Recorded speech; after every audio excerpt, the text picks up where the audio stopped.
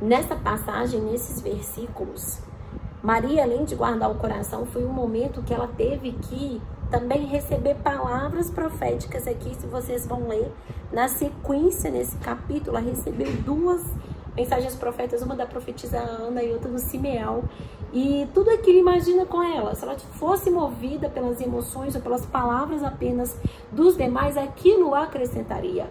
O Senhor traria uma confirmação, mas para ela se mover, ela tinha que estar no lugar de convicção e guardando o coração dela, não sendo movida pelas circunstâncias ou emoções. Dando sequência, aqui em Lucas 2, 33 ao 35, fala assim: o pai e a mãe do menino estavam admirados com o que fora dito a respeito dele. E esse é o momento da profecia, uma das. E Simeão os abençoou e disse a Maria, mãe de Jesus: este menino está destinado a causar a queda e o erguimento de muitos em Israel, a ser um sinal de contradição, de modo que os pensamentos de muitos corações serão revelados. Quanto a você, Maria, uma espada lhe atravessará a sua alma. Quando Maria já sabia que a história dela seria diferente. Maria já tinha uma noção que tudo aquilo que estava acontecendo era fora da curva. Mas Maria é aquele lugar da impressão. Opa, eu estou vivendo um desafio. E para Maria conseguir se manter e suportar não só as palavras que viria, mas a dor que viria de perder, assim dizer, né, naquele momento, ver o seu próprio filho sendo crucificado, apesar de saber que aquela era a missão, aquela era o propósito, pois ele era o Filho de Deus e o propósito e o chamado serviria a algo maior, superior, não só o dela, mas de Cristo, aquela pessoa que ela estava servindo como mãe, como filha, como serva. Maria precisava sempre guardar o seu coração. Aquilo que viria, as impressões no caminho dela, aquilo que viria das impressões das pessoas ou aquilo que seria dito ao redor dela, para ela permanecer firme no propósito, ela sempre precisaria guardar o seu coração. Ela precisou guardar o seu coração na palavra e na convicção do Espírito. E a mesma coisa comigo e com você.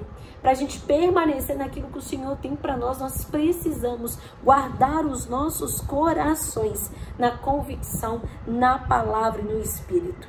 No findar do dia, indiferente se é um dia super bom, super feliz, ou estou numa estação de dor, numa estação de circunstâncias, de desafios, eu preciso me lembrar, o chamado vem dele e é na força e fluir do Espírito e é para servir a ele e não a mim.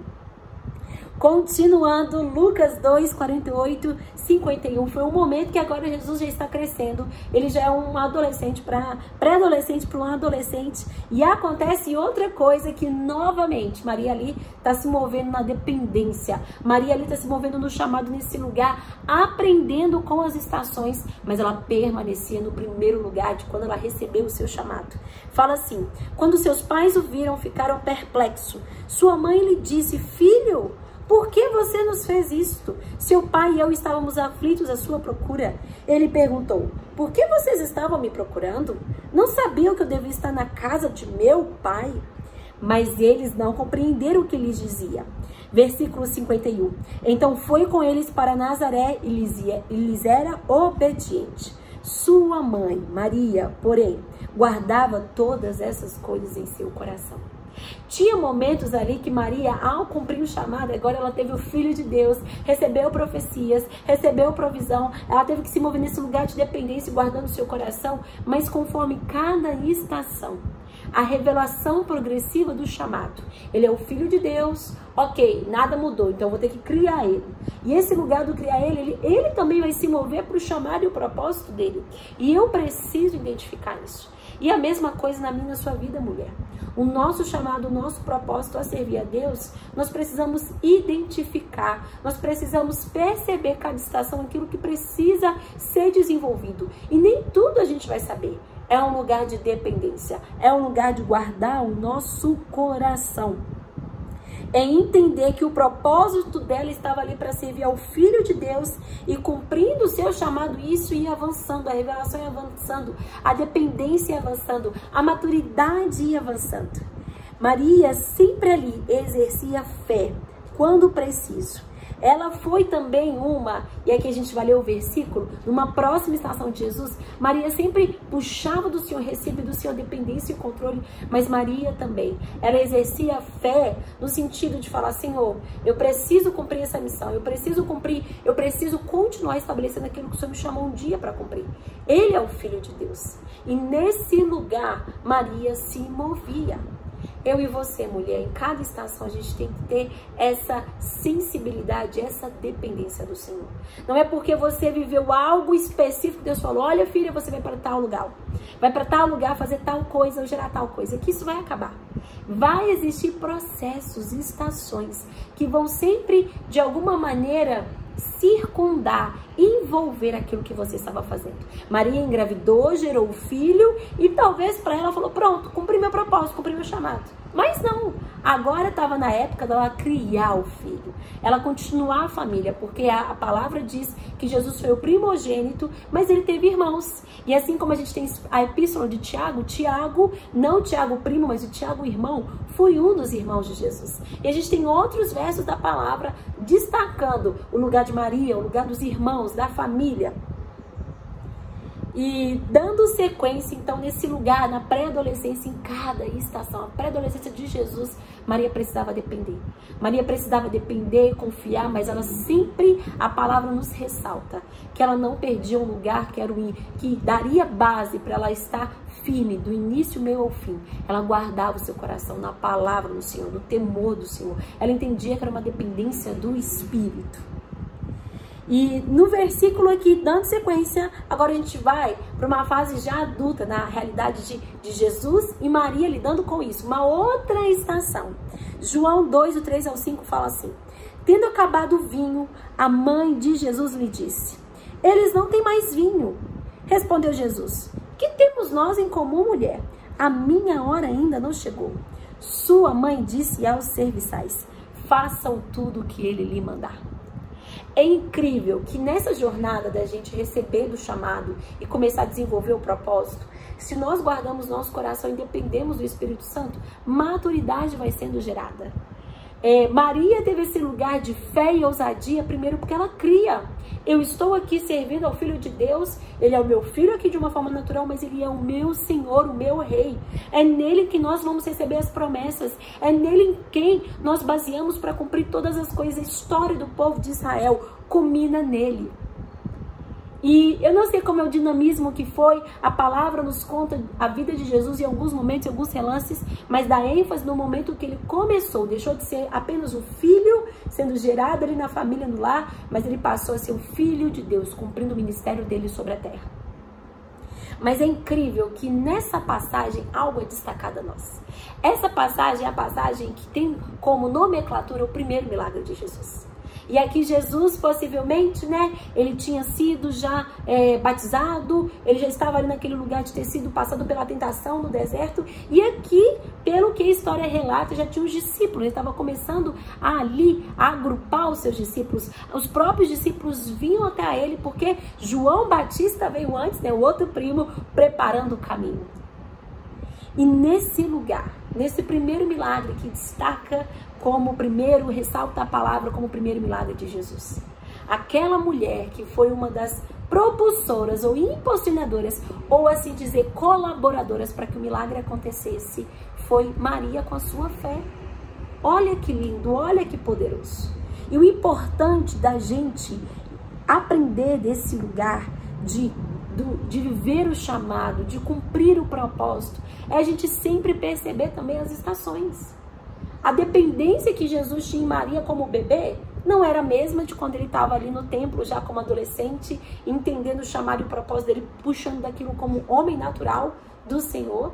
E também não seria a mesma mais que Maria se comportaria ou lidaria com o Filho de Deus agora manifesto sobre os homens e assim sobre o mundo no momento da sua morte e crucificação. Mas agora Maria entendendo que agora era a hora. Jesus estaria ali cumprindo o ministério dele sobre a terra. E Maria foi até Jesus não apenas como pedido de mãe, mas como uma mulher que cria no Filho de Deus. E aqui ela exerceu fé. Na minha e na sua vida, nas nossas realidades, para cumprir o chamado, a gente precisa desenvolver esse lugar que a gente cresce. A gente cresce na percepção, na sensibilidade, na dependência do Senhor, mas na maturidade para estender as estações do nosso chamado. O jeito que nós começamos não vai ser o jeito que nós vamos terminar. O findado dia, o propósito é o mesmo. Servir ao rei, permitir que através do nosso servir, ele seja glorificado, ele seja anunciado e as pessoas sejam abençoadas, o reino seja propagado, porque até esse milagre, o milagre que Maria intercedeu a Jesus, não foi um milagre para ela. Foi um milagre que resultou sobre a família, os amigos da família, sobre aquele casamento, sobre aquela situação. Glorificou a Jesus, testificou no coração dos discípulos fé, alegria e mais uma vez, esse é o Filho de Deus. Mas Maria ali intercedeu por algo que ela sabia que podia receber do seu Senhor e Mestre. E agora a gente já indo para o final, mais uma vez, essa terceira parte é esse lugar do desenvolvimento do chamado. Maria continuou guardando o coração, mas ela teve que lidar com várias coisas no processo. E muito dessa parte do processo nada foi de glamuroso, diferente ao contrário. Ela ainda era só conhecida, ela é a mãe daquele, né, que se diz o Filho de Deus. Mas Maria não se colocava simplesmente naquele lugar. Ela continuava puxando do chamado, do propósito e se movia em maturidade nisso. E em João 19, 25 ao 27, a gente vai ver o momento que Maria teve que suportar uma das maiores dores da sua vida. Fala assim: perto da cruz de Jesus estava sua mãe, a irmã dele, Maria, mulher de Clopas e Maria Madalena.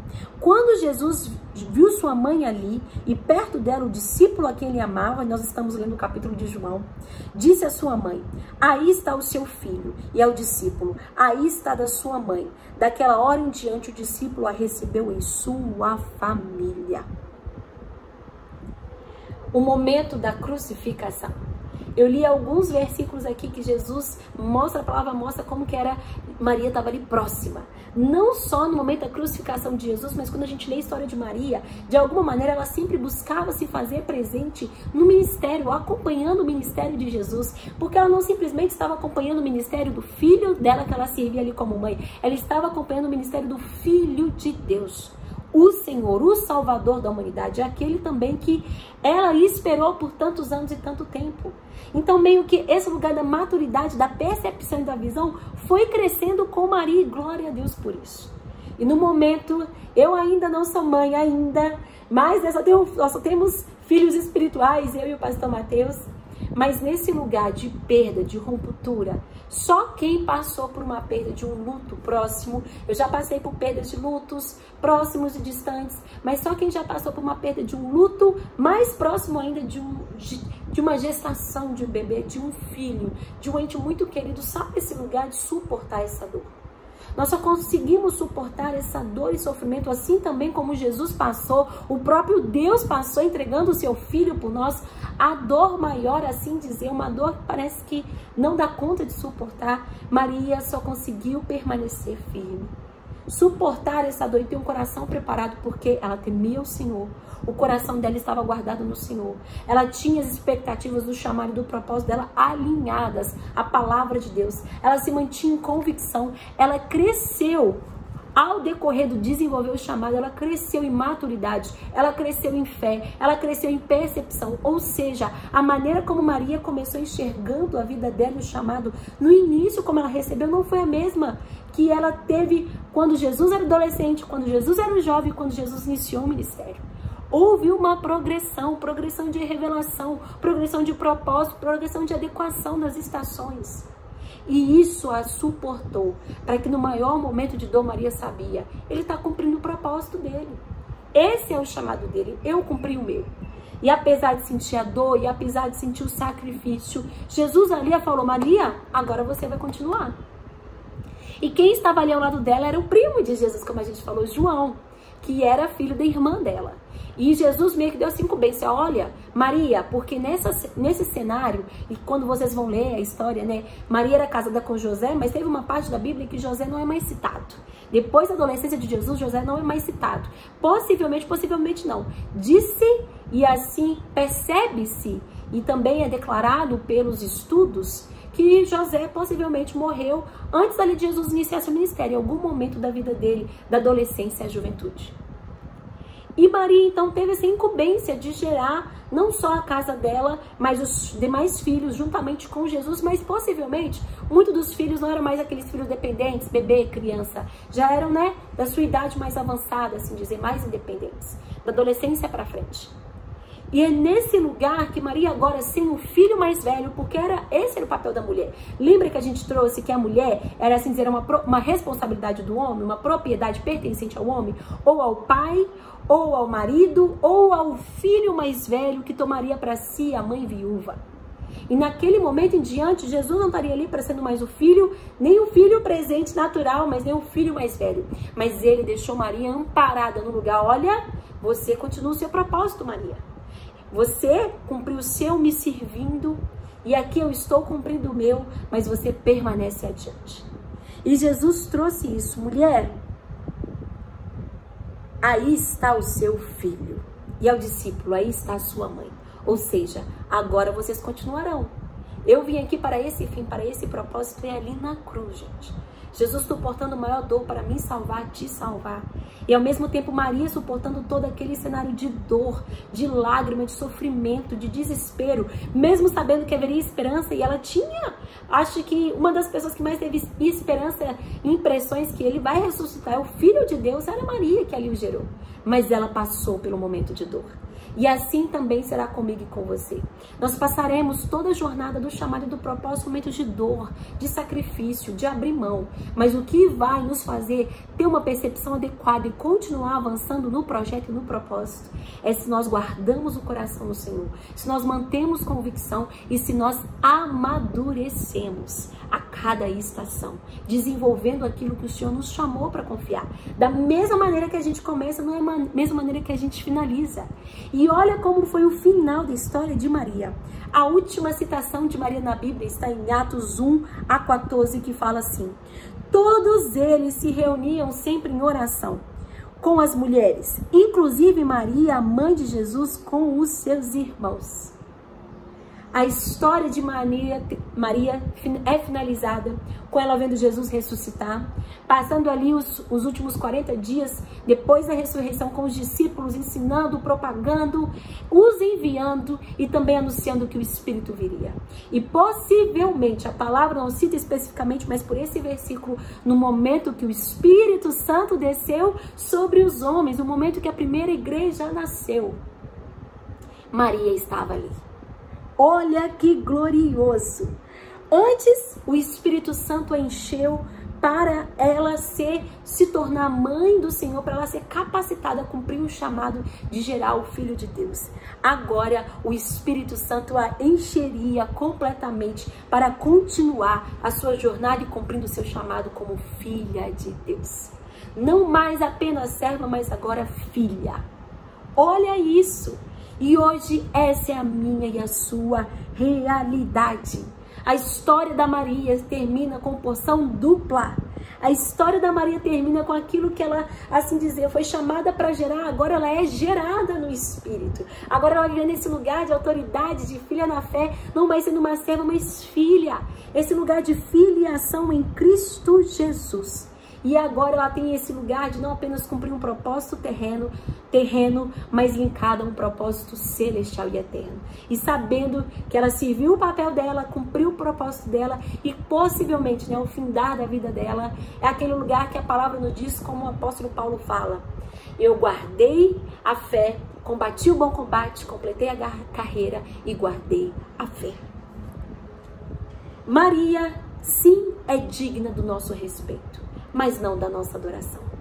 Por mais que os homens e o mundo, né, ao passar os longos das histórias, muitas coisas envolvidas, politicamente, geograficamente, historicamente falando, envolvidas nesse contexto, a Maria, mãe de Jesus, sim, ela é digna de ter o nosso respeito, ter a nossa gratidão e o nosso reconhecimento. Foi uma mulher forte, usada pelo Senhor, uma serva de Deus. Mas ela assim termina como eu e você, servas. Assim como ela começou, ela termina servas. E aí ela teve a oportunidade, depois da ressurreição do Senhor, de se tornar filha. Mas no findar do dia, a glória e a adoração não termina nela, termina no Senhor, nos reis dos reis, Senhor dos senhores. E para a gente ter como conclusão, Maria, do início ao fim, ela foi escolhida porque ela temia o Senhor. Indiferente do cenário dela natural, simples, básico, ela recebeu um chamado sobrenatural, majestoso e glorioso. Mas ela só conseguiu viver nessa realidade porque ela guardou seu coração, permaneceu em convicção e serviu a Deus do início ao fim. E Maria aprendeu, ela se desenvolveu, ela cresceu, ela amadureceu no chamado, no propósito, conforme cada estação e processo. Mas ela nunca deixou de guardar o seu coração, de aprender com cada estação, de entender que era a serva e entender que o findar do chamado e do propósito dela sempre resultaria para glorificar ao seu Senhor. Eu oro para que essa palavra tenha ministrado algo específico ao seu coração. Foi uma bênção, uma alegria para mim, um privilégio receber desse lugar e também transmitir isso a você. Nós nos vemos no nosso próximo estudo e que você continue aprofundando na palavra, recebendo mais do Senhor e do Espírito e vivendo aquilo que o Senhor tem para ti. Deus te abençoe.